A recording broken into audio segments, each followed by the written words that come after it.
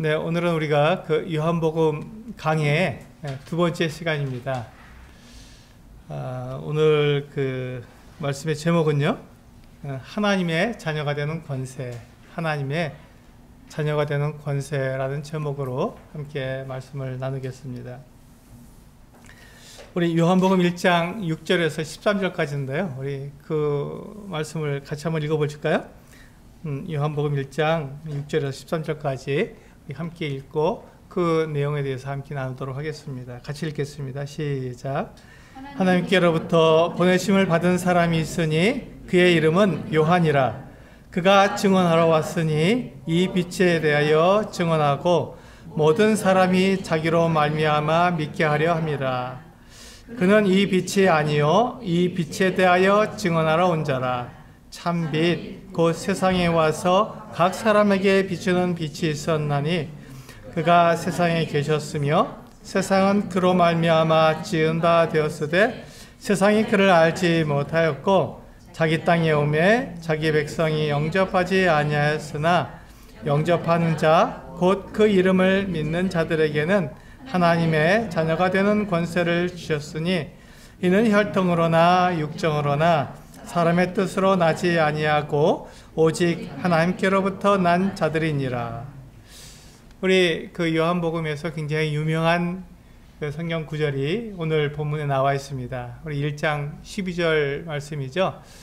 그 구절만 다시 한번 읽어보실까요? 1장 12절 말씀만 다시 한번 읽어보겠습니다. 시작. 영접하는 자 곧 그 이름을 믿는 자들에게는 하나님의 자녀가 되는 권세를 주셨으니. 네, 이 말씀이 우리들에게 큰 약속이 됩니다. 하나님의 마음을 우리들에게 가르쳐주는 귀한 하나님의 약속이 됩니다. 오늘 우리가 그 6절부터 보시면 하나님께서 한 사람을 보내셨습니다. 이 사람의 이름이 요한입니다. 지금 요한이라는 이름이 똑같은 이름이 나오죠. 지금 요한복음을 기록한 이 요한과 이 하나님께로부터 보내심을 받은 요한은 서로 다른 사람입니다.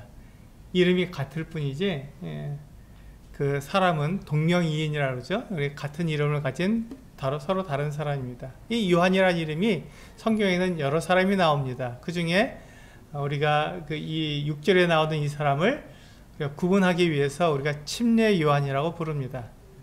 이 사람은 침례를 베푸는 것이 특징입니다. 그래서 하나님께로부터 보내심을 받은 이 사람을 우리는 침례 요한이라고 부릅니다.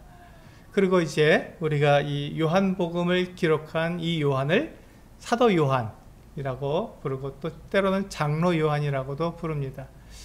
요한 2서 3서에서 보면 장로라고 이렇게 본인을 지칭하고 있기 때문에 장로 요한 또는 사도 요한이라고 부릅니다. 어떤 분들은 뭐 사도 요한과 장로 요한이 이렇게 서로 다른 사람이다라고 말씀하시는 것 같은 학자들도 있으나 일반적으로는 우리가 이 요한복음을 기록하고 또한 요한 1, 2, 3서, 요한계시록을 기록한 요한은 사도 요한이다. 또 장로 요한이라고도 불리운다. 이렇게 우리가 생각하고 있습니다. 그런데 지금 하나님께로부터 보내심을 받은 사람이 있으니 그의 이름은 요한이다 하고 침례 요한이 하나님께로부터 보내심을 받았다는 것을 우리에게 말씀해 주고 있습니다. 그렇다면 우리가 한번 생각할 필요가 있죠. 하나님께서 왜 침례 요한을 보내셔야 했는가 하는 것입니다. 하나님께서는 왜 침례 요한을 보내셔야 했는가 하는 것을 우리가 생각해 봐야겠죠.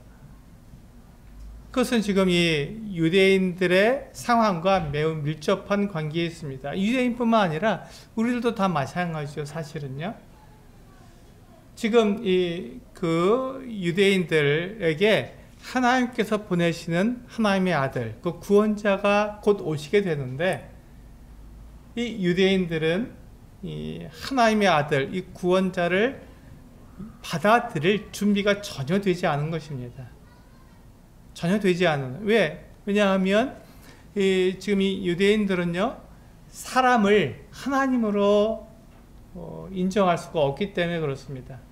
그들이 가지고 있는 생각, 그들이 가지고 있는 그 율법적인 그 같은 그 기준에 의하면 하나님의 아들, 하나님께로부터 오시는, 하나님께서 보내시는 그 구원자, 이 세상을 지으신 그 만유의 주인이신 그분이 사람의 모양으로 오셨기 때문에 그는 사람이지 하나님이 아니라고 그들은 생각하는 것입니다.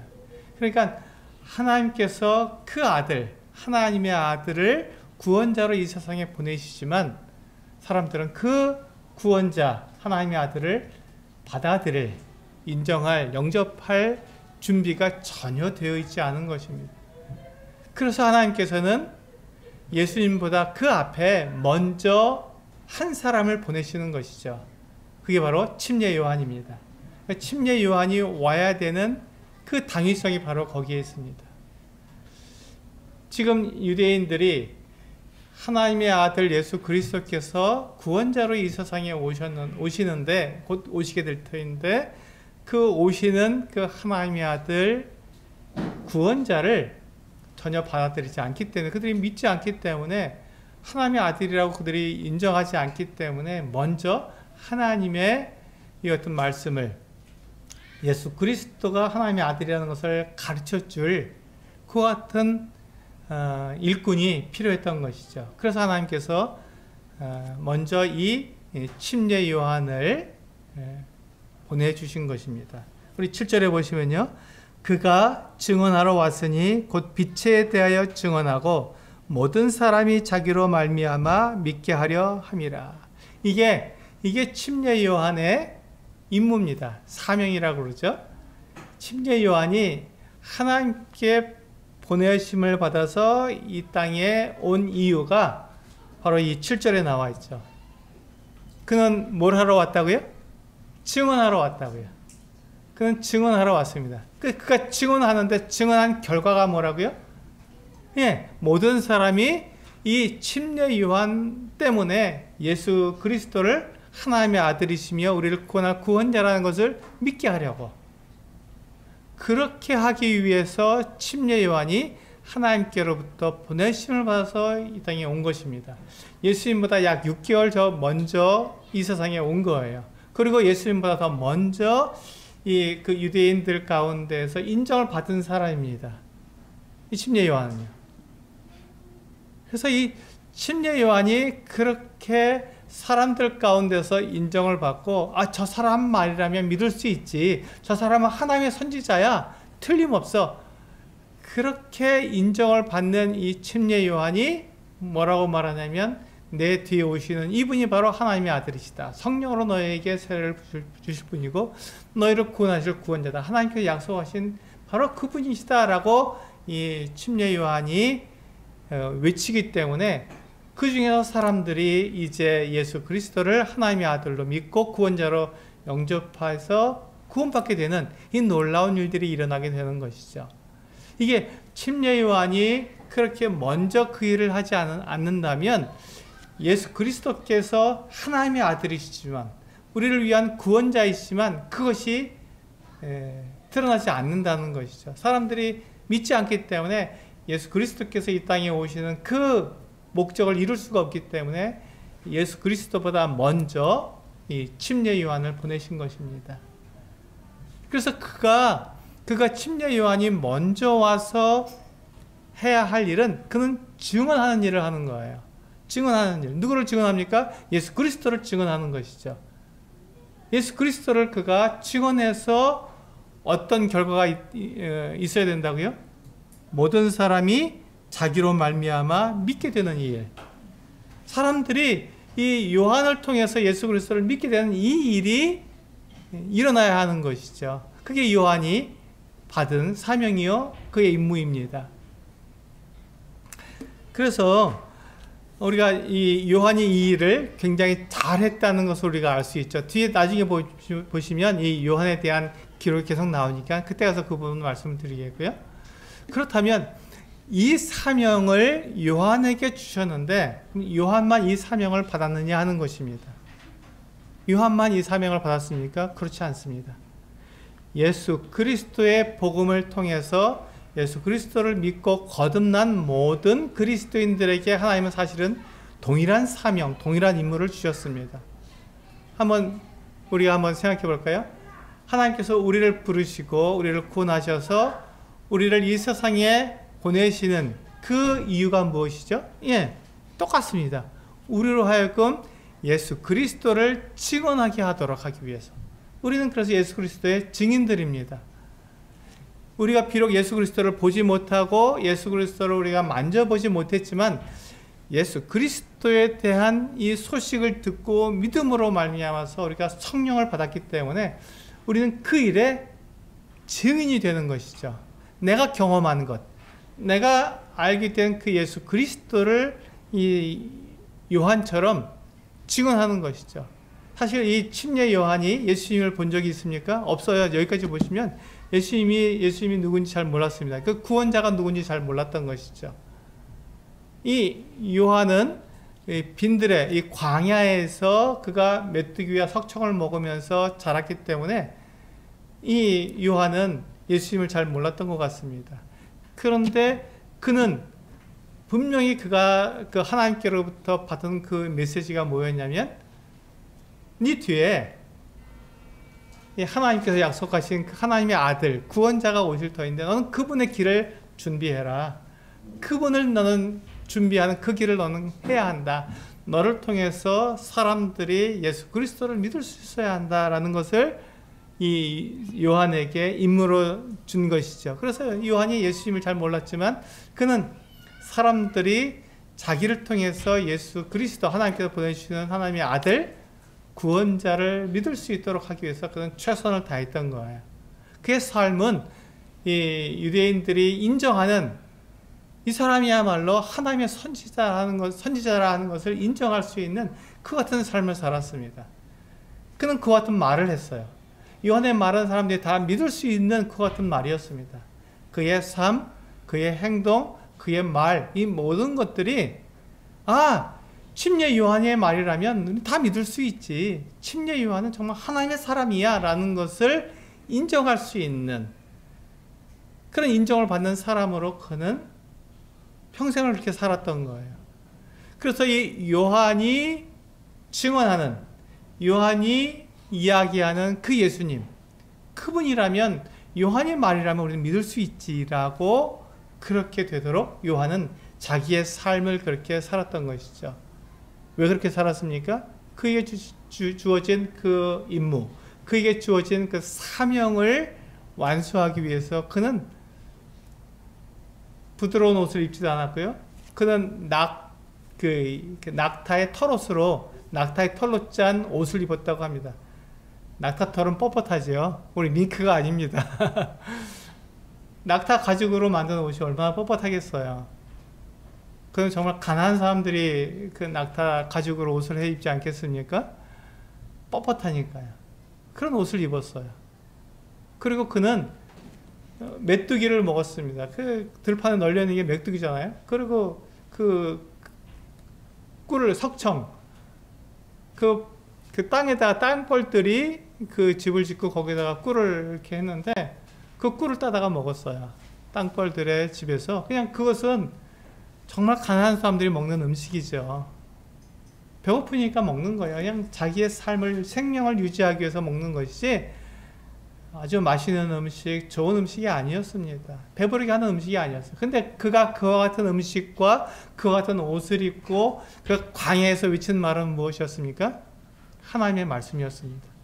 사실 이 침례 요한이 오기 전에 선지자가 누구였냐면 말라기였습니다. 구약 성경에 나와 있는 맨 마지막 선지자 말라기 선지자입니다. 그 말라기 선지자로부터 이 침례 요한이 오기까지 400년이 넘게 걸렸습니다. 그동안 하나님께서 이 이스라엘 백성들, 유다 백성들에게 하나님께서 선지자를 일으켜 주시지 않으셨던 거예요. 물론 그들이 그 먼저 그 선지자들, 앞선 선지자들에 의해서 그들이 성경을 가지고 있었기 때문에 하나님의 말씀을 그렇게 보았지만 그 400년 동안에는 선지자가 일어나지 않았습니다.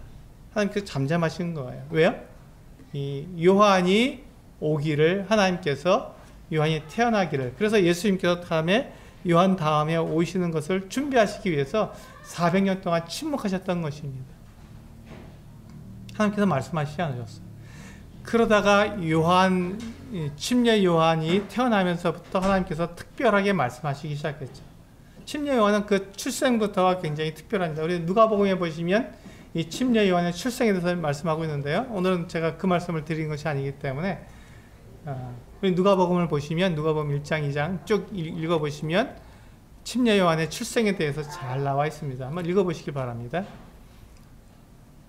침례 요한의 출생은 굉장히 특별했습니다. 왜 이렇게 특별했죠? 그가 하나님의 선지자라는 것을 나타내기 위해서. 근데 그가 왜 선지자라는 것을 나타내야 되겠죠? 그의 뒤에 오시는, 그가 증언하는 그분이 바로 하나님의 아들이시고 우리를 구원할 구원자라는 것을 이 침례 요한을 통해서 믿게 하려고 하나님께서는 이 침례 요한을 그렇게 부르신 거예요. 그렇다면 우리 믿는 그리스도인들도 동일한 임무와 동일한 사명을 받았다는 것입니다. 마태복음 28장 19절과 20절에 보면은 너희는 가서 모든 민족을 제자로 삼아서 아버지와 아들과 성령의 이름으로 침례를 베풀고, 그리고 주님께서 우리에게 부탁하신 모든 것을 그들에게 가르쳐 지키게 하라고 말씀해 주셨습니다. 그게 우리가 받은 사명이잖아요. 이게 그리스도에게 주신, 예수 그리스도께 주신 모든 사명입니다. 최고의 사명입니다. 이건 그리스도인이라면 누구든지 이 사명 아래에 있는 거예요. 이 사명을 행하기 위해서 우리는 부르심을 받은 사람들입니다. 그래서 하나님께서 이 침례 요한을 그렇게 부르셨고 침례 요한을 통해서 믿게 하시는 거예요. 그렇다면 우리 그리스도인들 통해서 무슨 일을 하시죠? 동일한 일을 하시잖아요. 예수 그리스도는 지금 눈에 보이지 않습니다. 하나님 보좌 우편에 앉아 계세요. 근데 그분이 하나님의 아들이시며 그분이 우리를 구원하는 구원자라는 것을 사람들이 어떻게 알 수 있습니까? 네, 우리의 증언을 통해서 알 수 있는 것이죠. 우리의 증언을 통해서, 우리가 전하는 이 복음을 통해서 사람들은 예수 그리스도를 믿을 수밖에 없는 것이에요. 우리가 전하지 않으면 사람들이 믿을 수가 없는 것이죠. 우리가 전하지 않으면, 우리가 외치지 않으면, 우리가 예수 그리스도께서 하나님의 아들이시고 우리를 구원하는 구원자라는 것을 우리가 알려주지 않으면 사람들이 그것을 믿을 수 있는 방법이 없는 거예요. 그 길이 없습니다. 그래서 하나님께서 우리를 그와 같이 부르신 것입니다. 그래서 우리는 이 지금 침례 요한이나 우리 그리스도인들은 동일한 임무, 동일한 사명을 가졌다는 것을 우리는 여기서 알 수 있는 것이죠. 우리 로마서 10장 14절과 15절 같이 한번 읽어보시겠습니다. 로마서 10장 14절과 15절 같이 읽겠습니다. 시작. 그런즉 그들이 믿지 아니하는 일을 어찌 부르리요? 듣지도 못한 일을 어찌 믿으리요? 전파하는 자가 없이 어찌 들으리요? 보내심을 받지 아니하였으면 어찌 전파하리요? 기록된 바 아름답도다 좋은 소식을 전하는 자들의 발이여 함과 같으니라. 여기 보시면 우리가 왜 전해야 되는지가 분명히 나와 있죠. 여기 보시면 믿지 아니한 일을 어찌 부르리요? 예, 믿어야 그들이 하나님을 부르고 하나님의 이름을 부르고 하나님을 우리가 이렇게 감사하고 예배할 수 있고 찬양할 수 있다는 것입니다. 믿어야. 그런데 듣지 못한 일을 어찌 믿으리요? 듣지 못했으면 믿을 수가 없는 것이죠. 이 세상에 살고 있는 사람들 가운데서 예수 그리스도에 대해서 듣지 못했는데 자기가 스스로 깨달아서 예수님을 믿는 사람이 있습니까? 절대 없습니다. 결코 없어요. 단 한 사람도 없습니다. 스스로 하나님께서 나에게 구원자를 보내주셨구나. 하나님께서 나에게 하나님의 아들을 보내주셨구나. 그분이 바로 예수 그리스도구나 하는 것을 스스로 깨달을 수 있는 사람은 단 한 사람도 없습니다. 하나님 그렇게 하시지 않으셨어요. 하나님은 오직 우리가 전함으로 그들이 들어서 그것을 알도록 하신 거예요. 그런데 듣지도 못한 일을 어찌 믿으리요? 전파하는 자가 없이 어찌 들으리요? 전하는 사람이 없으면 사람들이 어떻게 듣고 어떻게 믿겠냐는 것입니다. 그러니까 반드시 전해야만 된다는 것이죠.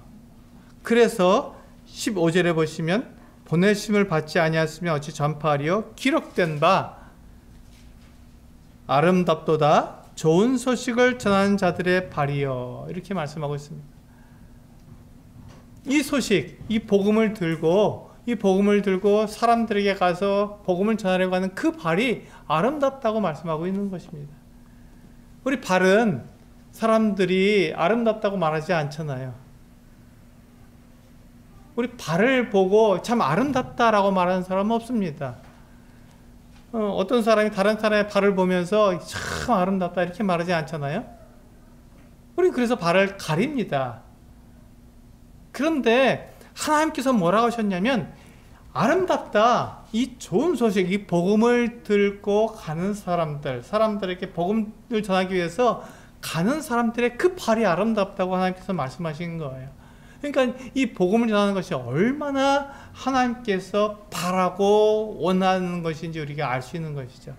근데 사람들은 내가 전하는 말이 사실이냐 아니냐 가지고 잘 믿지 않습니다.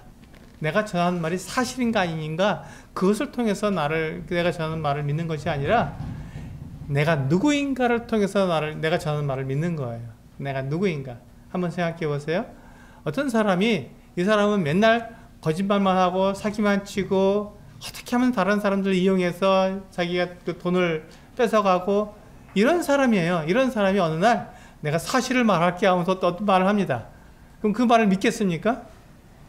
이 사람은 평생 사기치고 거짓말하는 사람인데 그 사람이 진실이라고 하면서 정말로 내가 이게 사실인데 하고 얘기합니다. 그 말을 믿겠습니까? 아무도 안 믿어요.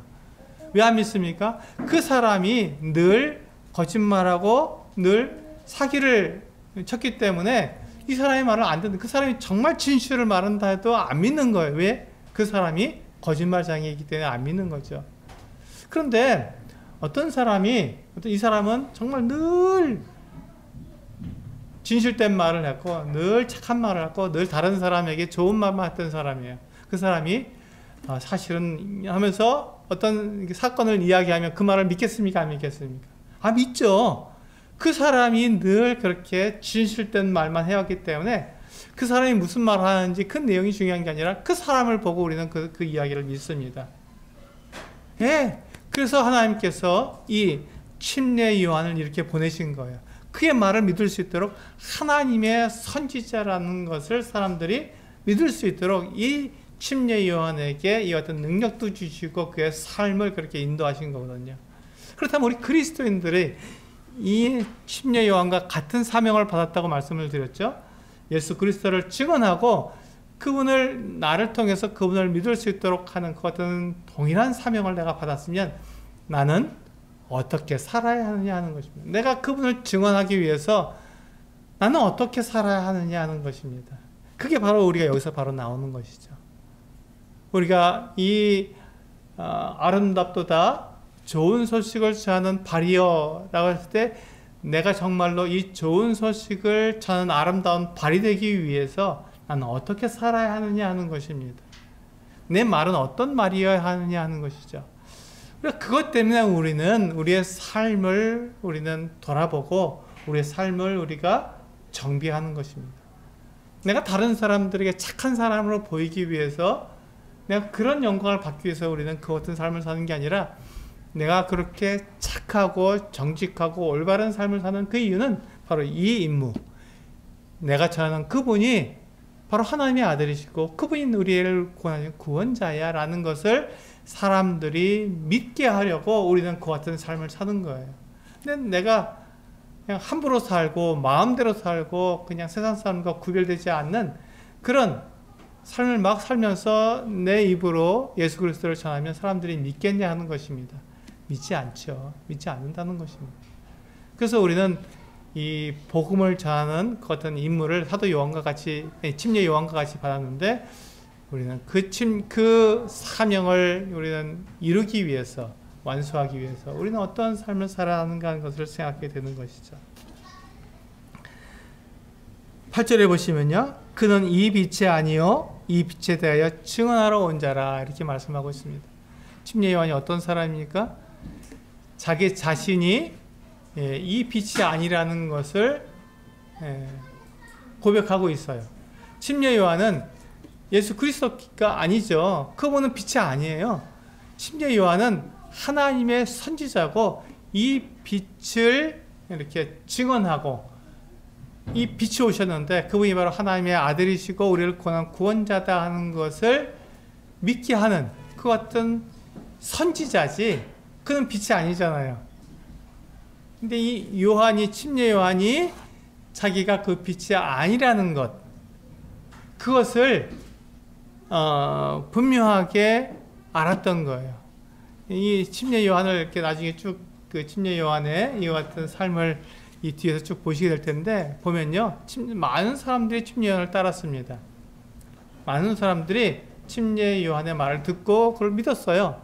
그러니까 침례 요한이 자기가 굉장히 높은 사람으로 자기의 말이면 사람들이 다 자기를 추종하는 사람으로 자기를 생각할 수 있는 충분한 여지가 있었습니다.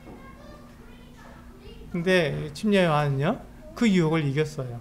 대단하죠. 우리 사람들이 정말 이기지 못하는 유혹이 바로 이 유혹이거든요. 다른 사람보다 내가 높아지는 것.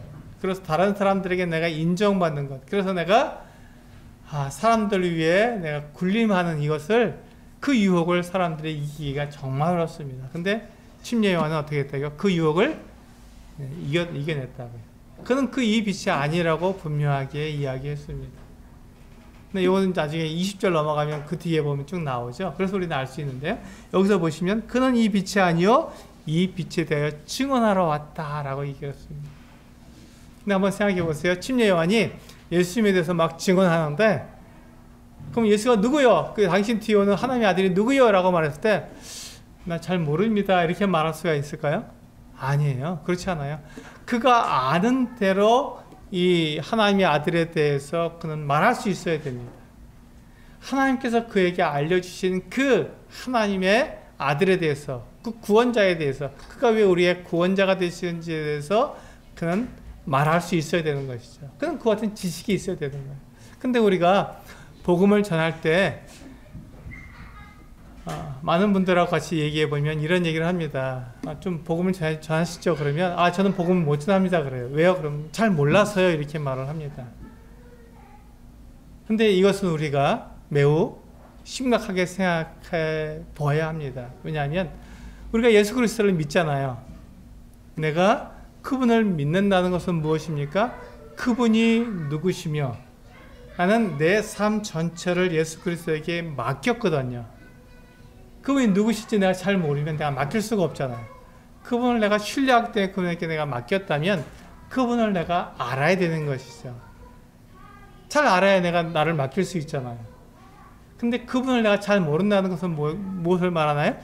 내가 그분을 잘 믿지 못한다는 걸 말하는 거거든요. 실제로 내가 그 예수 그리스도를 믿는다고 말하지만 내가 예수 그리스도를 모르면 내가 믿지 않는 것과 같은 거예요. 그래서 우리는 예수 그리스도를 내가 믿는다면 예수 그리스도를 잘 알아야 됩니다. 처음부터 잘 알 수가 없죠. 그래서 어떻게 합니까? 우리는 내가 예수 그리스도를 믿어도 되는지 우리는 알아봐야 되는 거예요. 그게 바로 성경에 나와 있지 않습니까? 예수 그리스도가 누군지 성경에 잘 기록되어 있잖아요. 그리고 그것에 대해서 이해가 되지 않으면 그것을 물어봐야 돼요. 알아봐야 하는 것입니다. 성경에 이렇게 되어 있는데 이것이 무슨 뜻입니까? 하고 알아봐야 되는 거예요. 그래서 우리는 예수 그리스도를 잘 알아야 되는 거예요. 우리 호세아서 6장 1절에서 3절 말씀을 같이 한번 읽어보실까요? 네, 같이 한번 호세아서 6장 1절부터 3절까지 읽어보겠습니다. 시작. 오라 우리가 여호와께로 돌아가자. 여호와께서 우리를 찢으셨으나 도로 낫게 하실 것이요 우리를 치셨으나 싸매어 주실 것임이라. 여호와께서 이틀 후에 우리를 살리시며 셋째 날에 우리를 일으키시리니 우리가 그의 앞에서 살리라. 그러므로 우리가 여호와를 알자. 힘써 여호와를 알자. 그의 나타나심은 새벽빛같이 어김없나니 비와 같이 땅을 적시는 늦은 비와 같이 우리에게 임하시리라 하니라. 여기 보시면 호세아 선지자는 여호와를 알자, 힘써서 여호와를 알자고 그렇게 전하고 있습니다. 왜 그렇죠? 왜 알아야 됩니까? 사람들이 오해하고 있다는 거예요. 무엇을 오해하고 있냐면 하나님께로 돌아가면 그분이 우리를 받아주지 않는다고 생각하는 거예요. 그분이 우리를 미워한다고 생각하는 것이죠. 그런데 1절에서 뭐라고 되어 있습니까? 오라 우리가 여호와께로 돌아가자. 돌아가면 하나님께서 우리를 벌하시지 않을까? 우리를 미워하지 않을까? 이렇게 생각했는데 아니다. 여호와께서 우리를 찢으셨으나 도로 낫게 하실 것이요 우리를 찢으셨으나 우리를 어떻게 한다고? 싸매어 주실 것이다. 그러니까 하나님에 대해서 오해하지 말라는 것이죠. 하나님은 우리를 미워하시거나 우리를 벌 주시는 분이 아니라 우리를 사랑하시는 분이다. 우리를 회복시키시는 분이다. 우리를 구원하시는 분이다라는 것을 사람들에게 알려주라는 것입니다. 그것을 알리기 위해서 먼저 우리가 알아야 하는 것이죠. 그 하나님은 우리를 벌하시는 분, 우리를 미워하시는 분, 그런 분이 아니라 우리를 사랑하시고 우리를 구원하시는 분이라는 것을 내가 먼저 알아야 된다는 것입니다. 그게 성경에서 말하고 있는 하나님이잖아요. 그래서 내가 성경을 읽으면서 하나님은 이렇게 나를 사랑하시는 분이구나. 그것을 알아야 되는 것이죠. 그래야 우리는 전할 수 있으니까요. 우리가 이 증인의 역할을 하기 위해서 하나님이 어떤 계획을 가지고 계시는지, 하나님이 어떻게 나를 사랑하셨는지, 그리고 우리가 하나님께 돌아가면 우리를 어떻게 받아주시는지 우리는 정확히 알아야 합니다. 그리고 그걸 우리는 전하는 것이죠. 그래서 이 호세아 선지자가 우리에게 말한 것처럼 여호와를 알자. 근데 그냥 아는 게 아니라 힘써서 여호와를 알자고 그렇게 말씀하고 있는 것입니다. 그렇습니다. 우리는 하나님을 알아야 합니다. 그래서 하나님께서 우리에게 보내주신 예수 그리스도, 그분에 대해서 우리는 알아야 합니다. 당연한 거예요. 알아야 합니다. 알아야 전할 수 있는 거니까요. 알아야 우리가 믿을 수 있는 거고, 그 믿는 분을 우리가 바르게 전할 수 있는 거니까요. 그래야 우리를 통해서 사람들이 예수 그리스도를 믿게 되는 거니까. 그래서 우리는 알아야 하는 것입니다. 우리가 알기 위해서 어떻게 하라고요? 성경을 읽으시라고요. 성경을 읽다가 이해가 안 되면 어떻게 하라고요? 물으시라고요. 물어보시라고요. 그럼 우리는 얼마든지 성경을 다 이해할 수 있고, 성경에서 말씀하고 있는 하나님에 대해서, 그의 아들 예수 그리스도에 대해서 우리가 알고 믿을 수 있는 것입니다. 그런데 우리가 그래서 말씀을 쭉 보시면요, 10절에 보시면 이와 같이 말씀하고 있죠. 그가 세상에 계셨으며 세상은 그로 말미암아 지은 바 되었으되 세상에 그를 알지 못하였고. 참 놀라운 일이 있습니다. 이해가 안 되는 일이 있는 거예요. 이분은 참 빛이고 이 참 빛이 어두움 가운데 있는 이 세상에 오셨어요. 그러니까 빛이 비쳤으니까 어둠이 물러가고 환하게 밝아져야 되는데, 이 어두움이 오히려 이 참 빛, 이 빛을 인정하지 않은 거예요. 그리고는 물러가지 않고 오히려 참 빛을 억압하고 그냥 어두움 가운데서 그냥 버티고 있는 것입니다. 얼마나 이게 끔찍한 일입니까? 어두움은 빛이 오면 물러가야 하는 것인데 빛이 물러가지 않고 여전히 남아있는 거예요. 그 이유가 뭐라고 되어 있습니까? 그가 세상에 계셨으며 세상은 그로 말미암아 지은 바 되어서, 이분이 바로 하나님의 아들이시고 이분이 우리를 지으신 창조주라는 것을 분명히 이야기하고 있는데, 그런데 안타깝게도 세상은 그를 알지 못하였다고 말씀하고 있는 거예요. 세상이 빛이 왔지만, 하나님의 아들이 구원자로 오셨지만 그것을 알지 못하는 거예요. 이게 너무나도 큰 슬픔입니다.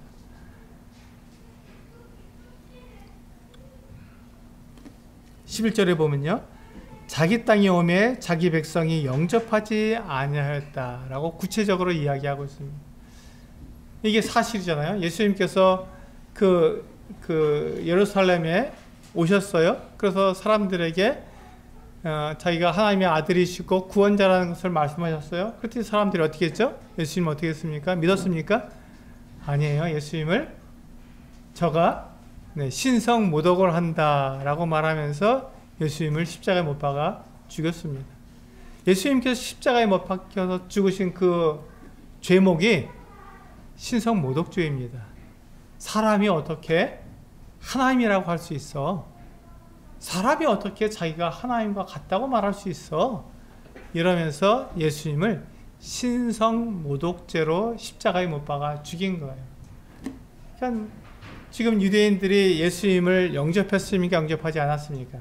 영접하지 않은 거예요. 그래서 하나님께서 예수님보다 먼저 침례 요한을 먼저 보내신 거잖아요. 그 침례 요한이 그 일을 잘했어요. 그런데 그 침례 요한을 통해서 예수님을 믿은 사람은 몇이 안 되는 거죠. 몇 명이 안 되는 거예요. 그러던 더 많은 사람들은 예수님을 거절했습니다. 영접하지 않았던 거예요. 우리 한번 볼까요? 네, 요한복음 19장 15절, 네, 15절부터 22절까지 같이 한번 읽어보시겠습니다. 네, 시작. 그들이 소리 지르되 없이 하소서, 없이 하소서, 그를 십자가에 못 박게 하소서. 빌라도가 이르되 내가 너희 왕을 십자가에 못 박으랴? 대제사장들이 대답하되 가이사 외에는 우리에게 왕이 없나이다 하니 이에 예수를 십자가에 못 박도록 그들에게 넘겨주니라. 그들이 예수를 맡음에 예수께서 자기의 십자가를 지시고 해골, 히브리 말로 골고다이라는 곳에 나가시니 그들이 거기서 예수를 십자가에 못 박을새 다른 두 사람도 그와 함께 좌우편에 못 박으니 예수는 가운데 있더라. 빌라도가 패를 써서 십자가 위에 붙이니 나사렛 예수 유대인의 왕이라 기록되었더라. 예수께서 못 박히신 곳이 성에서 가까운 거로 많은 유대인이 이 패를 읽는데 히브리와 로마와 헬라 말로 기록되었더라. 유대인의 대제사장들이 빌라도에게 이르되 유대인의 왕이라 쓰지 말고 자칭 유대인의 왕이라 쓰라 하니 빌라도가 대답하되 내가 쓸 것을 썼다 하니라. 여기 보면 빌라도가 이 사람은 로마의 총독이에요. 이 사람은 유대인이 아닙니다. 이 사람은 로마 사람이에요. 근데 이 빌라도가 예수님을 신문한 뒤에 예수님을 십자가에 못 박혀 내어주었는데 뭐라고 얘기하냐면 유대인의 왕이다. 너희의 왕이다. 이렇게 얘기하고 있는 거예요. 예수님에게는 아무 죄가 없고 사람들이 시기함으로 예수님을 십자가에 못 박으려는 것을 알았어요. 그렇기 때문에 너희들이 왕이다. 내가 너희 왕을 십자가에 못 박으랴. 이렇게 얘기했어요. 그때 대제사장들이 뭐라고 얘기합니까? 네, 16절 하반절에 보시면 대제사장들이 대답하되 가이사 외에는 우리에게 왕이 없나이다. 로마의 시저 외에는 왕이 없다고 말하는 거예요. 이 사람들은 누가 왕이어야 되죠? 대제사장들에게 누가 왕이어야 되죠? 하나님이 왕이셔야 되는 거예요. 하나님 외에는 우리에게 왕이 없다 말했으면 이 사람들 정말 믿음이 좋구나 이렇게 얘기하겠는데 이 대제사장들이 우리에게는 가이사 외에는 로마의 시저 외에는 황제 외에는 왕이 없나이다 이렇게 말을 한 거예요. 하나님을 거절해 버린 것이죠. 인정하지 않고 영접하지 않았습니다. 하나님께서 이 땅에 사람으로 오셨는데 사람들이 영접하지 않은 거예요. 얼마나 불쌍한 일이 일어난 것입니다. 그런데 이 일이 유대인들에게만 일어난 일이 아니잖아요. 지금 이 세상에 나가서 우리 복음을 전해보세요. 사람들이 뭐라 합니까? 콧방귀도 안 껴요. 또 예수쟁이들 또 나왔어. 이렇게 얘기하죠. 그래, 예수 믿는 건 교회에서나 믿어. 왜 바깥에 나와서 예수를 전하는 거야? 듣기 싫어. 이렇게 말하지 않습니까? 왜 그렇죠? 그들은 하나님의 아들을 거절하기 때문에 그렇습니다. 믿지 않기 때문에, 영접하지 않기 때문에 그런 거예요. 우리 한번 볼까요? 마태복음 21장 33절에서 41절 우리 길어서 다음 면으로 넘어갔는데요. 다음 면까지 펼쳐놓으시고 같이 읽어보시면 좋겠습니다. 네, 같이 읽겠습니다. 시작. 다른 한 비유를 들으라. 한 집 주인이 포도원을 만들러 산 울타리로 두르고 거기에 집 짜는 틀을 만들고 망대를 짓고 농부들에게 새로 주고 타국에 갔더니 열매를 거둘 때가 가까움에 그 열매를 받으려고 자기 종들을 농부들에게 보내니 농부들이 종들을 잡아 하나는 심히 때리고 하나는 죽이고 하나는 돌로 쳤거늘 다시 다른 종들을 처음보다 많이 보내니 그들에게도 그렇게 하였는지라 후에 자기 아들을 보내며 이르되 그들이 내 아들은 존대하리라 하였더니 농부들이 그 아들을 보고 서로 말하되 이는 상속자니 자 죽이고 그의 유산을 차지하자 하고 이에 잡아 포도원 밖에 내쫓아 죽였느니라. 그러면 포도원 주인이 올 때에 그 농부들을 어떻게 하겠느냐? 그들이 말하되 그 악한 자들을 진멸하고 포도원은 제때 열매를 바칠 만한 다른 농부들에게 새로 줄지니이다.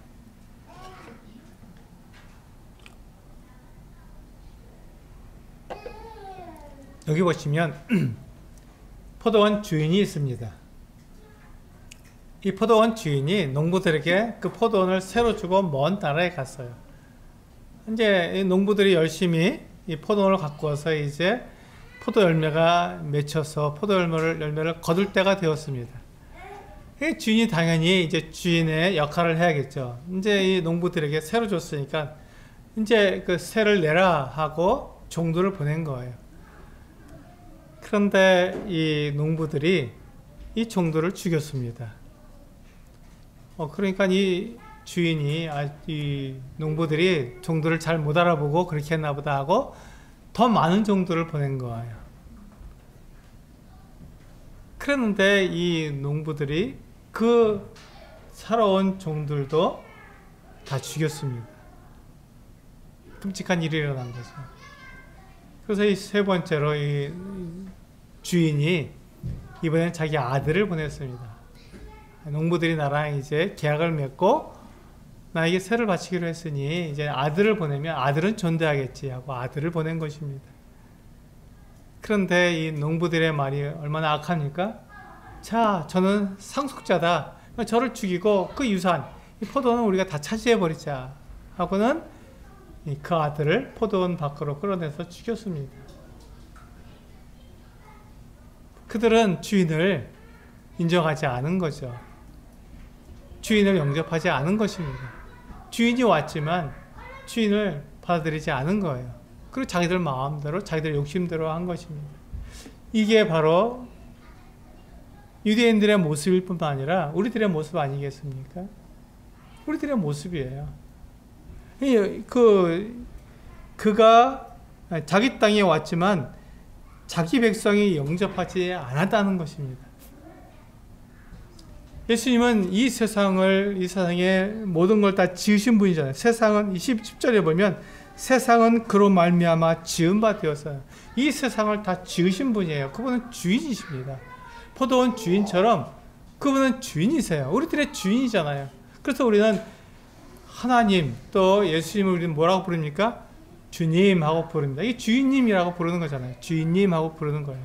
그분은 우리의 주인이잖아요. 나를 만드신 분이라고 우리는 고백하는 거예요. 주인님 하고 부릅니다.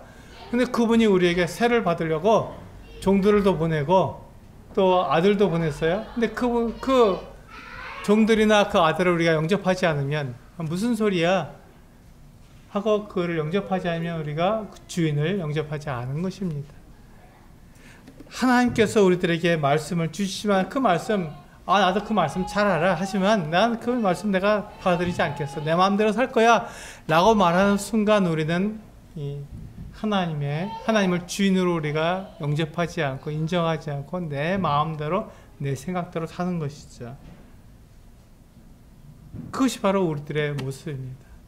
그때 12절에 말씀이 나온 거예요. 예수님께서 이 땅에 오셨지만 사람들이 예수님을 영접하지 않았는데 12절 영접하는 자 그럼에도 불구하고 많은 사람들이 예수님을 하나님의 아들로 또 우리의 구원자로 영접하지 않았지만 그러나 영접하는 자 그 사람들 중에서 영접하는 자가 붙어있는데 영접하는 자 그 영접한다는 사람은 어떻게 하는 것입니까? 믿는 자라고 되잖아요. 곧 그 이름을 믿는 자들에게는 그렇죠? 영접하는 자, 곧 그 이름을 믿는 자들에게는 하나님의 자녀가 되는 권세를 주셨다라고 약속하고 있습니다. 그래서 우리가 영접한 사람, 예수 그리스도를 하나님의 아들로 인정하고 그분을 우리의 구원자로 인정하는 그 사람들이 하나님의 자녀로 거듭나게 되는 거예요. 그래서 우리는 구원받게 되는 것이죠. 하나님께서 우리들에게 영원한 생명을 주시는 거니까요. 이 놀라운 일이 그래서 일어나는 것입니다. 사람들은 예수님을 영접하지 않았어요. 하나님을 영접하지 않고 주인으로 대우하지 않았습니다. 오히려 반대하고 방해하고 거절하고 밀어냈습니다. 그런데 영접하는 사람들, 그 사람들이 많든 적든 하나님께는 아무런 상관이 없죠. 영접하는 사람들이 적어도 괜찮다. 근데 영접하는 자가 있다면 그는 내가 어떻게 한다고요? 하나님의 자녀로 삼겠다라고 약속해 주신 거예요. 이 세상에 많은 사람들이 예수님을 믿으라고 우리가 전하면 뭐라고 말합니까? 당신이 날 믿으세요. 나에게 왜 그런 얘기를 합니까? 교회 와서나 예수 전하지 왜 바깥에 나와서 그런 말을 합니까? 라고 사람들이 이야기하면서 받아들이지 않잖아요. 그렇게 수많은 사람들이 예수님을 거절하고 당신이나 예수님 잘 믿으세요 라고 우리에게 그렇게 거절하지만, 그러나 그들 중에서 몇몇 사람은 영접한다는 것이죠. 예수 그리스도를 하나님의 아들로 우리의 구원자로 믿는다는 것입니다. 그 사람들에게는 하나님께서 하나님의 자녀가 되는 권세를 주신다는 것입니다. 이게 하나님의 약속이죠. 이 소식을 우리가 전하는 것입니다. 믿는 사람에게는 하나님의 자녀가 된다. 믿는 사람에게는 하나님의 자녀가 되는 권세를 주신다. 이게 하나님의 약속이다 하는 것을 우리가 전하는 것입니다. 그것을 전하기 위해서 우리는 어떤 사람이 되어야 한다고요? 우리의 말을 믿을 수 있는 그 같은 우리가 신뢰가 가는 사람으로 우리는 살아야 된다는 것입니다. 우리 13절에 보시면요. 이는 혈통으로나 육정으로나 사람의 뜻으로 나지 아니하고 오직 하나님께로부터 난 자들이니라. 그렇습니다. 여기에 비밀이 있는 거예요. 혈통으로 나지 않습니다. 우리의 부모가 예수님을 믿었다고 나도 예수님을 믿는 자동적으로 나도 믿느냐? 그렇지 않다는 거예요. 혈통으로 되지 않는다는 것입니다. 유대인들이라고 해서 이스라엘 사람들이라서 자동적으로 그들이 예수를 믿는 사람들이냐? 그렇지 않다는 거예요. 영접해야 한다는 것이죠. 예수 그리스도를 믿어야 한다고 말씀하고 있는 것입니다. 내 부모가 예수 그리스도를 믿는다고 해서 내가 자연스럽게 내가 예수 그리스도를 믿느냐? 그렇지 않다는 거예요. 혈통으로 우리가 믿어지지 않는다는 것이죠. 두 번째, 육정으로도 되지 않는다고 말씀하고 있습니다. 육정으로라는 무엇입니까? 사람의 힘, 사람의 욕심, 사람의 능력으로 되지 않는다는 거예요. 우리가 돈이 많으면 우리 구원받습니까? 아니잖아요. 높은 지위에 있으면 우리가 구원받습니까? 그렇지 않다고요. 육정으로 되지 않는다는 것입니다. 내가 교회에 오래 다니면 내가 구원받습니까? 그렇지 않다는 것입니다. 육정으로 구원받지 않습니다. 그렇죠? 영접해야만 되는 거죠. 예수 그리스도를 하나님의 아들이시여 우리의 구원자라는 것을 우리가 믿어야만 구원받는다는 것입니다. 세 번째, 사람의 뜻으로 나지 않는다는 것입니다.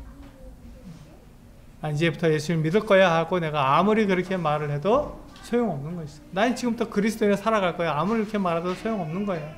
난 착하고 정직하고 올바른 사람으로 살아갈 거야. 아무리 이렇게 말해도 그 사람이 거듭나지 않는다는 것이죠. 왜? 그가 영접하지 않는다면, 하나님의 아들을 예수 그리스도를 그가 믿지 않는다면 그는 아무리 착하게 살고 그가 아무리 다짐하고 그래도 그가 구원받을 수 없다는 것입니다. 오직 믿음으로만 구원받을 수 있다는 것이죠. 우리 베드로전서 1장 8절과 9절 마지막에 있는 말씀을 읽고 마치도록 하겠습니다. 베드로전서 1장 8절과 9절 같이 읽겠습니다. 시작. 예수를 너희가 보지 못하였으나 사랑하는도다. 이제도 보지 못하나 믿고 말할 수 없는 영광스러운 즐거움으로 기뻐하니 믿음의 결국 곧 영혼의 구원을 받음이라. 이게 하나님께서 우리들에게 약속해 주신 것입니다. 우리는 예수님을 보지 못했습니다. 우리 가운데서 예수님을 본 사람이 있습니까? 단 한 사람도 없습니다. 예수님을 눈으로 보고 믿는 게 아니에요. 예수 그리스도를 우리가 믿음으로 그분에 대한 소식을 들음으로 우리는 구원을 받는, 예수님을 믿고 구원을 받는 거예요.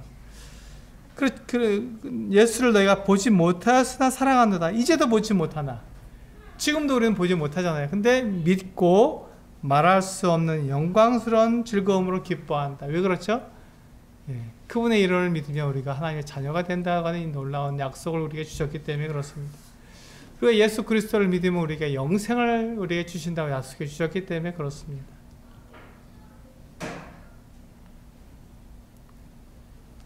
9절에 보시면 믿음의 결국 곧 영혼의 구원을 받으리라 라고 분명히 우리에게 말씀하고 있잖아요.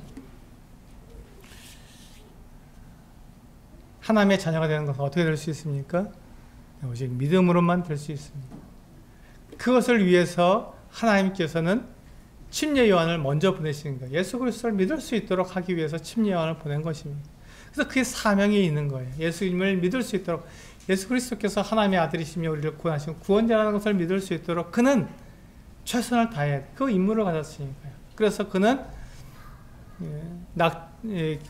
낙타 털옷을 입고 가죽띠를 띠고 그리고 메뚜기와 석청을 먹으면서 그는 살았습니다.